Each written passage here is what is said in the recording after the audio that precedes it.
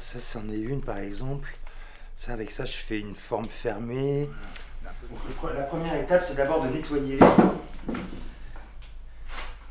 Bah, évidemment, quand je tourne, si je touche du sable, c'est comme si je touche une meulerie, ça coupe plus. Je passe mon temps à affûter. Alors j'utilise beaucoup la racine de bruyère, c'est vraiment un de mes bois de prédilection pour les chimères. D'abord parce que j'aime ce bois, parce que j'aime sa couleur, j'aime la façon dont il bouge quand il sèche, et la racine de bruyère, c'est une entité complète de vie. Et je garde le maximum de bordure naturelle dedans, donc je sculpte en gardant l'extérieur naturel de la racine, et toute la vie de la racine est comprise dans la chimère. Donc des fois je trouve tout de suite, et puis des fois il se passe un certain temps avant que je sois d'accord avec moi-même. C'est là où je suis plus proche du travail avec la nature du bois. C'est-à-dire le bois est vraiment mon compagnon de travail. C'est un partenaire.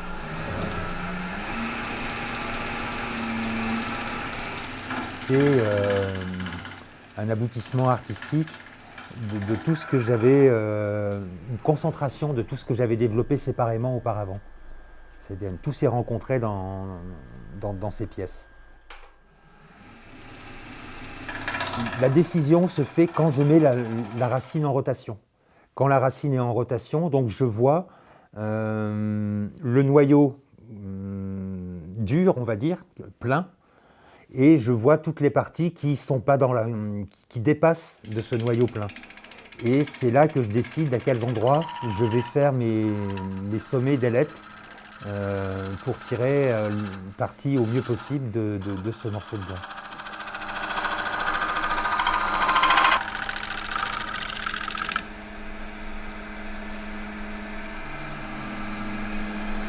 Ouais, pas mal. Hein.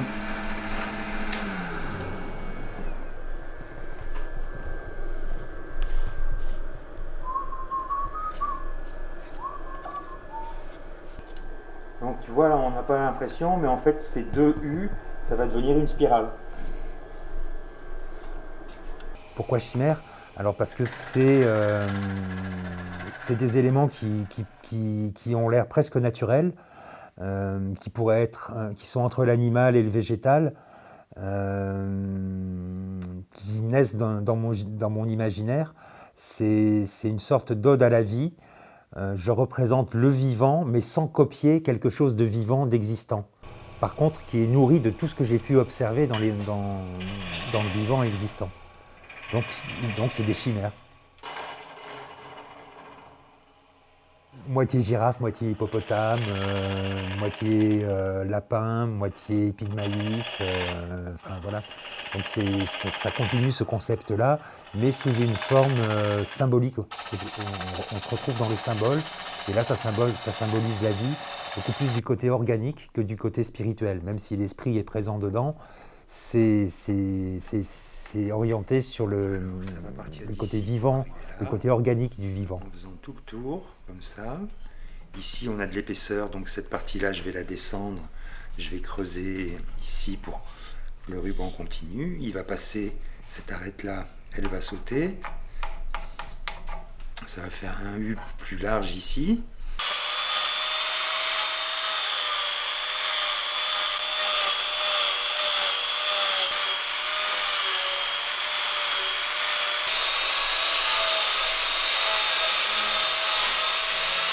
Puis après, ça se fera avec les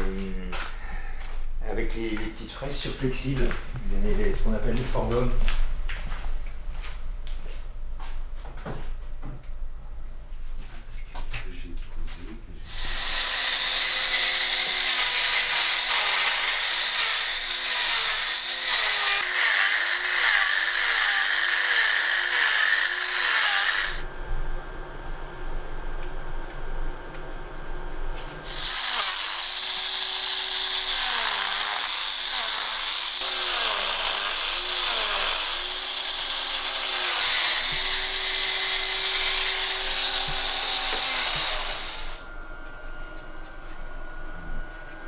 Donc là, l'idée, c'est que je vais commencer par l'endroit, voilà, ça c'est l'endroit où il y a le plus d'ouverture, où il y aura le plus d'espace entre le corps et le ruban.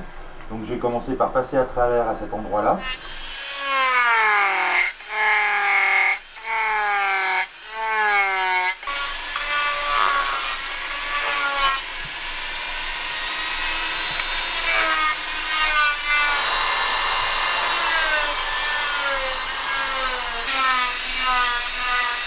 Même caillou, hein. Il reste encore un morceau, on va partir.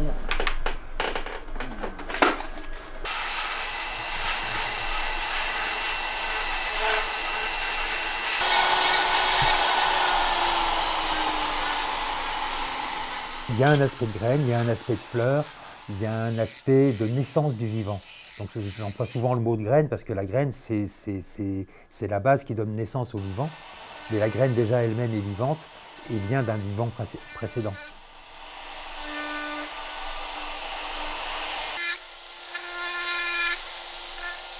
Il y a un contraste, généralement il y a toujours une partie polie, donc dans les fleurs c'est généralement l'intérieur. Et puis l'extérieur, je recrée un aspect brut pour recréer un aspect d'écorce. Et souvent, je fais deux textures différentes, une sur le corps de la pièce et une sur le ruban. Voilà. Qui donne l'impression donc que c'était des matières différentes qui se sont séparées. Comme la peau autour de la graine quand elle sort de la cosse, il y a une petite peau autour, puis cette peau elle s'enlève, et puis le jour où la graine germe, il y a toute la partie vivante de la graine et la coque qui s'écarte. Voilà, c'est ça que je symbolise.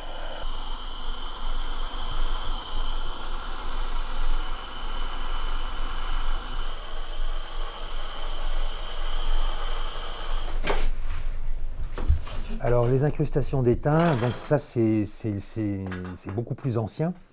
J'ai utilisé un alliage de la soudure, étain et plomb, qui permet d'avoir un état intermédiaire entre liquide et solide, comme du beurre mou.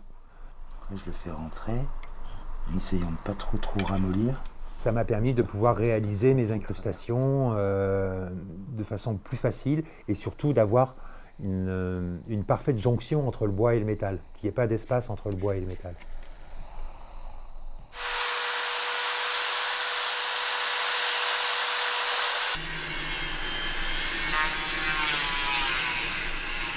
On a l'impression que c'est né avec. En fait, ça rend le vide palpable tout en l'occultant. Ça, c'est la griffe avec laquelle je signe. Et une fois qu'elle sera chaude,